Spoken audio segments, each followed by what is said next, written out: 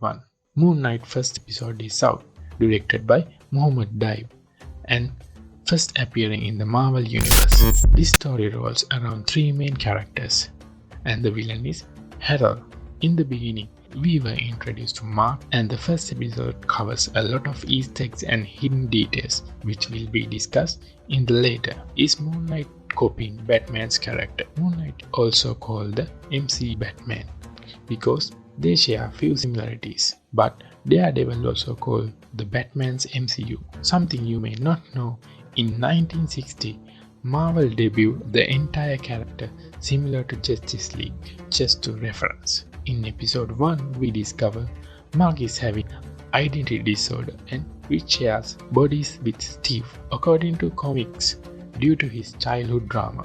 While discovering and trying to solve the mysterious puzzle with body changes and Egyptian gods, then comes Ethan's character. He represents the Earth Egyptian god who judges people for their evil deeds before they die. And we can say that every shot is greatly designed, and especially the scene in the elevator which that creature comes towards Mark, but suddenly it turns to an old lady. And also the bathroom scene. Overall, the first episode we get a small picture of the Moon Knight after Steve let Mark to get the control. And also during the first episode we see a lot of mirrors, reflects, and which emphasizes the all three characters which stuck in the Steve's body. In the second episode we discover Lilla, who turns out to be the wife of Mark and seems to have a big history, which we might know in the future episodes. In the second episode, Harold tries to get the crab. Harold wants to use the crab to find the Amit tomb. From Steve's point, he thinks it's not a good idea, and things get escalated, and Mark asks give the control to him, but he rejects it. Then we discover Mr. Knight, which comes from Steve, and this version of the Moon Knight wears white suit, probably considered fans' favorite, but he's not able to defeat the creature, maybe due to his lack of experience. At last, Steve gave the control to Mark and Moon Knight, and Mark was able to defeat the creature. Overall, from this episode we know person who is in charge of the body has the strength and the control of the mind.